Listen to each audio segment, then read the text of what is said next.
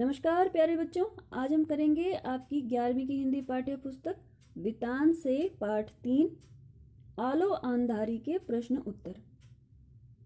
तो आइए शुरू करते हैं। पहला प्रश्न है कि पाठ के किन अंशों से समाज की यह सच्चाई उजागर होती है कि पुरुष के बिना स्त्री का कोई भी अस्तित्व नहीं है। क्या वर्तमान समय में स्त्रियों की इस सामाजिक स्थिति में कोई परिवर्तन आया है?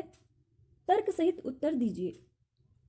तो इसका उत्तर है कि पाठ आलो आंधारी में कई स्थानों पर इस ओर संकेत किया गया है कि समाज में पुरुष के बिना स्त्री का अस्तित्व नहीं है। पाठ के प्रारंभ में ही बेबी को अपने बच्चों के साथ अकेले रहते देख आसपास के लोग उससे पूछते कि तुम यहाँ अकेली रहती हो? तुम्हारा स्वामी कहाँ रहता है? तुम यहाँ क्या अकेली रह सकोगी? तुम्हारा स्वामी क्यों नहीं आता? वह उन्हें उत्तर देने के स्थान पर बच्चों को साथ लेकर काम खोजने के लिए निकल पड़ती थी। इसी प्रकार से जब बेबी काम पर आती जाती तो आसपास के लोग एक दूसरे को बताते कि इस लड़की का पति यहाँ नहीं रहता है, यह अकेली ही किराए के घर में बच्चों के साथ रहती है। कुछ लोग उससे छेड़खानी करना चाहते तो कुछ सीटियां ताने भी मारते थे। इन अंशों से स्पष्ट हो जाता है कि पुरुष के बिना रहने वाली स्त्री को अनेक प्रकार से सताया जाता है। वर्तमान समय में स्त्रियों की इस सामाजिक स्थिति में काफी परिवर्तन आ गया है। स्त्रियां पुरुष के बिना स्वतंत्र रूप से रह रही हैं तथा अनेक प्रकार के कार्य करते हुए अपना जीवन यापन कर रही हैं। उन्हें समाज में भी सम्मान की दृष्टि से देखा जाता है। हाँ, कुछ असामाजिक तत्व स्त्री के अकेलेपन का अनुचित लाभ उठाना चाहते हैं, इसलिए सरकार को अकेली रहने वाली महिलाओं की सुरक्षा के लिए कड़े कदम उठाने चाहिए। दूसरा प्रश्न है कि अपने परिवार से तातुश के घर तक के सफर में बेबी के सामने रिश्ते की कौन सी सच्चाई उजागर होती है? तो इसका उत्तर है कि बेबी को तातुश के घर तक पहुंचने से पहले अनेक कठिनाइयों का सामना करना पड़ा। पति से अलग रहने के कारण उसका पति पत्नी के संबंध में विश्वास पहले ही उठ चुका था। उसके घर के आसपास के लोग उसे लेकर अनेक प्रकार की बातें करते थे। उसके माता पिता, भाई, बंधु आदि सबको पता था कि पति से अलग होकर भी अपने बच्चों को लेकर अकेली कैसे रह रही है, परंतु कोई भी उसकी सहायता के लिए या हालचाल पूछने के लिए नहीं आता। उसे अपनी मां की मृत्यु का समाचार भी उसके मरने के 6-7 महीनों के बाद अपने पिता से मिला। उसका घर तोड़ दिया गया था। देर रात भर बच्चों के साथ खुले आसमान में अपने एक परिचित भोला दा के साथ बैठी रही। पास ही उसके 2 भाई रहते थे, परंतु कोई भी उसकी खोज खबर लेने नहीं आए थे। उसकी सहायता अनजान लोगों में से सुनील ड्राइवर ने तातुश के यहाँ उसे नौकरी दिलाकर की तथा मकान तोड़ने के बाद रात भर उसके तथा उसके बच्चों के साथ खुले आसमान में नीचे साथ दिया था भोला दा ने। भोला दा की प्रेरणा से ही उसे तातुश के घर रहने के लिए स्थान मिला। तो यह था प्रश्न 2 का उत्तर। तीसरा प्रश्न है कि इस पाठ में घरों में काम करने वालों के जीवन की जटिलताओं का पता चलता है। घरेलू नौकरों को और किन समस्याओं का सामना करना पड़ता है, इस पर विचार कीजिए। तो इसका उत्तर है कि इस पाठ से हमें पता चलता है कि लोगों के घरों में काम करने वाले घरेलू नौकरों को किस प्रकार से अनेक कठिनाइयों का सामना करना पड़ता है। उन्हें रहने के लिए अच्छी जगह नहीं मिलती, उनके बच्चों की शिक्षा का कोई प्रबंध नहीं होता है। जहां भी वे रहते हैं वहां आसपास गंदगी फैली रहती है। पड़ोसी एक दूसरे की सहायता करने की बजाय एक दूसरे को ताने मारते हैं। उनके काम के घंटे निर्धारित नहीं होते, उन्हें साप्ताहिक अवकाश भी नहीं मिलता। बीमार होने पर चिकित्सा सुविधा भी नहीं मिलती। घरों में काम करने वाली स्त्रियों के साथ कई बार दुर्व्यवहार भी किया जाता है। उन्हें उनकी अपनी बस्ती या मोहल्ले के लोग ही परेशान करते हैं। उनका मेहनत करके अपने बाल बच्चों को पालना भी संदेह की दृष्टि से देखा जाता है। तो ये तो थी कुछ समस्याएं जो घरेलू नौकरों को झेलनी पड़ती हैं। अब चलते हैं प्रश्न 4 पर। प्रश्न 4 है, आलो अंधारी रचना बेबी की व्यक्तिगत समस्याओं के साथ साथ कई सामाजिक मुद्दों को समेटे है। किन्हीं 2 मुख्य समस्याओं पर अपने विचार लिखिए। तो आलो आंधारी रचना में मुख्य रूप से निम्नलिखित सामाजिक समस्याओं की ओर संकेत किया गया है। एक तो है परित्यक्ता स्त्री की स्थिति, यानी कि एक ऐसी स्त्री जो पति से अलग रह रही है। इस रचना में बेबी एक परित्यक्ता स्त्री है। वह किराए के मकान में रहकर घरों में नौकरानी का काम करके गुजारा करती है। समाज का व्यवहार उसके प्रति कटु है। स्वयं औरतें ही उस पर ताना मारती हैं। उसका मानसिक, शारीरिक व आर्थिक शोषण किया जाता है। इस प्रकार की परिश्रमी व सद्चरित्र की महिलाओं के लिए हमारे समाज को कुछ करना चाहिए, जिससे वे भी सम्मान पूर्वक अपना जीवन व्यतीत कर सकें। दूसरी सामाजिक समस्या है गंदी बस्तियां, यानी कि आवास की समस्या। घरेलू नौकर तंग बस्तियों में रहते हैं। वहां शौचालय की सुविधा भी नहीं होती। महिलाओं को इस मामले में भारी परेशानी का सामना करना पड़ता है। नालियों, कूड़ेदानों आदि के निकट बसी इन बस्तियों में अनेक बीमारियां फैलने का भय रहता है। सरकार को इन लोगों के लिए सस्ती तथा जन सुविधाओं से युक्त बस्तियों का निर्माण करना चाहिए। तीसरी समस्या जो इस पाठ में हम देखते हैं वह है बच्चों की शिक्षा की समस्या।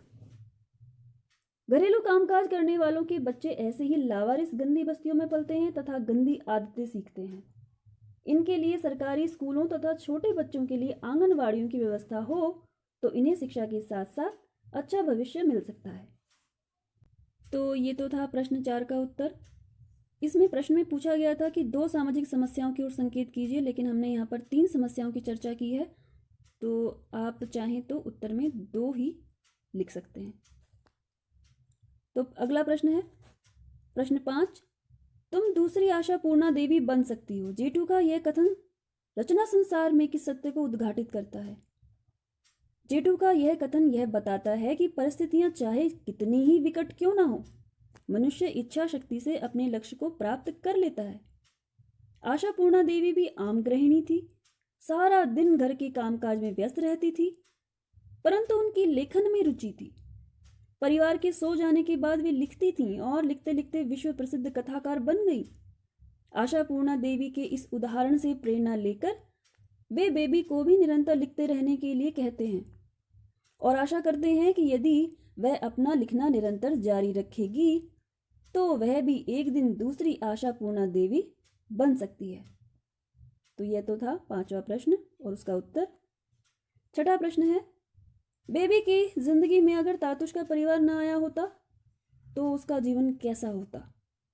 कल्पना करें और लिखें। तो बेबी अगर आज लेखिका बन पाई है और उसकी आलो अंधारी जो पुस्तक है वह छप सकी है तो उसका सारा श्रेय तातुश को ही जाना चाहिए, उनके मार्गदर्शन को ही जाना चाहिए, क्योंकि अगर तातुश की जिंदगी में नहीं आते तो ये सब तो नहीं होता। तो आइए देख लेते हैं इसका उत्तर किस तरह से होगा।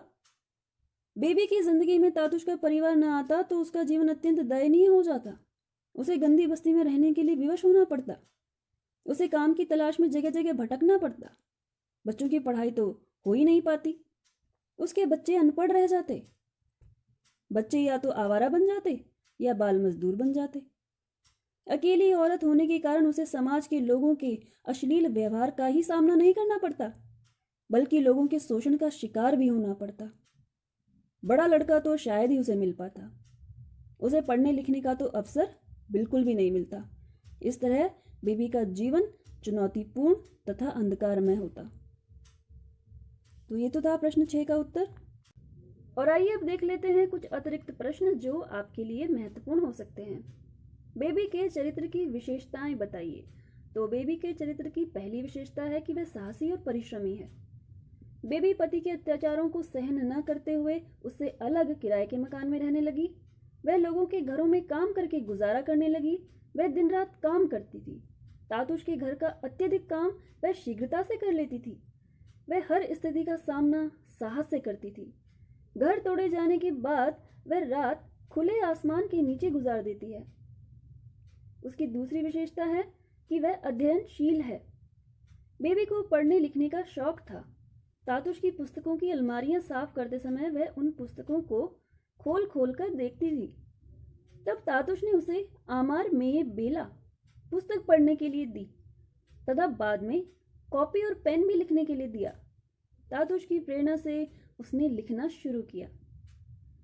उसकी तीसरी विशेषता है कि वह एक ममतामयी माँ है। बेबी को अपने बच्चों के भविष्य की चिंता रहती है। वह उन्हें पढ़ा लिखाकर अच्छा नागरिक बनाना चाहती है। तातुश की मदद से वह दोनों बच्चों को स्कूल भेजती है। वह बड़े लड़के के लिए भी बहुत व्याकुल रहती है जो किसी के घर में काम करता था। तब तातुश उसके बड़े लड़के को लेकर आते हैं और किसी अच्छे घर में काम भी दिलवा देते हैं। बच्चों के सुखद भविष्य के लिए वह कठोर परिश्रम करती है। अगला प्रश्न है कि आलो अंधारी पाठ का उद्देश्य स्पष्ट कीजिए। तो इसका उत्तर है, इस पाठ के माध्यम से लेखिका ने स्पष्ट किया है कि यदि किसी को थोड़ा सा सहारा और उचित मार्गदर्शन मिल जाता है तो वह विपरीत परिस्थितियों में भी अपना और अपने परिवार का भविष्य उज्जवल बना सकता है। इस पाठ में बेबी एक घरेलू नौकरानी है। अपने पति से अलग रहकर अपने बच्चों का पालन पोषण वह अकेले ही कर रही है। वह लोगों के घरों में काम करके अपना गुजारा चलाती है। काम छूटने पर सुनील की सहायता से उसे तातुश के घर में काम मिलता है। तातुश उसकी बहुत सहायता करते हैं, उसे अपने घर में आश्रय देते हैं, बच्चों को स्कूल में दाखिला दिलाते हैं, उसे लिखने पढ़ने के लिए प्रेरित करते हैं। तातुश के घर में रहते हुए उसके बच्चों का भविष्य संवर जाता है और वह स्वयं लेखिका बन जाती है। उसकी रचना बंगाली पत्रिका में छपती है। इस प्रकार एक भले आदमी का सहारा और प्रेरणा उसके जीवन की दिशा ही बदल देते हैं। अगला प्रश्न है, शिक्षा व्यक्ति के व्यक्तित्व को निखारती है। आलो अंधारी पाठ के आधार पर इस कथन को स्पष्ट करें। इसका उत्तर है कि व्यक्ति के जीवन में शिक्षा का विशेष महत्व है। जिस प्रकार शारीरिक विकास के लिए भोजन की आवश्यकता होती है, उसी प्रकार मानसिक विकास के लिए ज्ञान की आवश्यकता होती है, जो हमें शिक्षा से प्राप्त होता है। शिक्षा व्यक्तित्व के हर पहलू का विकास करती है और व्यक्ति का सर्वांगीण विकास करती है। इस बात को समझने के लिए आलो अंधारी पाठ एक अच्छा उदाहरण है। इस पाठ की लेखिका बेबी हालदार समाज के निम्न वर्ग से संबंध रखती है। वह न केवल गरीब है बल्कि अपने पति से अलग रहकर घरों में काम करके अपना गुजारा करती है। वह शारीरिक, मानसिक और आर्थिक शोषण का शिकार बनती है, गंदी बस्तियों में रहती है, परंतु तातुश के संपर्क में आने के बाद उसका जीवन पूरी तरह बदल जाता है। तातुश एक सज्जन व्यक्ति थे जो शिक्षा के महत्व को समझते थे। उन्होंने लेखिका बेबी को एक घरेलू नौकरानी के रूप में न देखकर अपनी बेटी के रूप में देखा। तातुश ने उसके बच्चों को स्कूल में दाखिला करवाया, लेखिका को रहने, भोजन तथा आर्थिक समस्याओं से राहत दिलाई।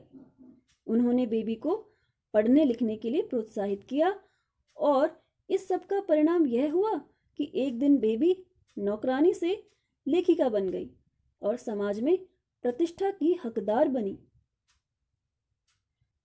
और आइए अब करते हैं आखिरी प्रश्न। आलो अंधारी पाठ के आधार पर तातुश का चरित्र चित्रण कीजिए। तो तातुश एक सज्जन व्यक्ति हैं। वे लेखिका के प्रति बहुत दयालु हैं। जब लेखिका बेबी उनके घर काम करने आई तो उन्होंने उसके काम की प्रशंसा की।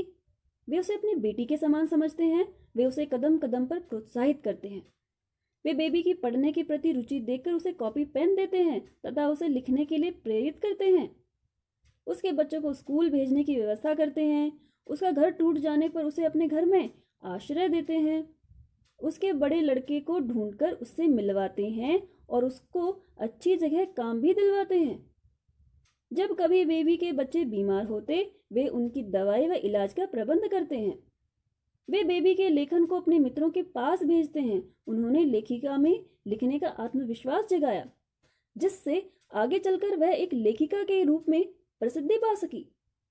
तातुश में करुणा, दया, परोपकार आदि सद्गुण कूट कूट कर भरे हैं। वे शिक्षा के प्रति जागरूक दृष्टिकोण रखते हैं। उनका व्यक्तित्व एक प्रेरणादायी व्यक्तित्व है जिसे समाज में एक आदर्श के रूप में देखा जा सकता है। तो प्यारे बच्चों, ये थे पाठ आलो अंधारे के कुछ महत्वपूर्ण प्रश्न। आशा है आपको ये प्रश्न और इनके उत्तर समझ आ गए होंगे। तो अभी के लिए इतना ही। धन्यवाद।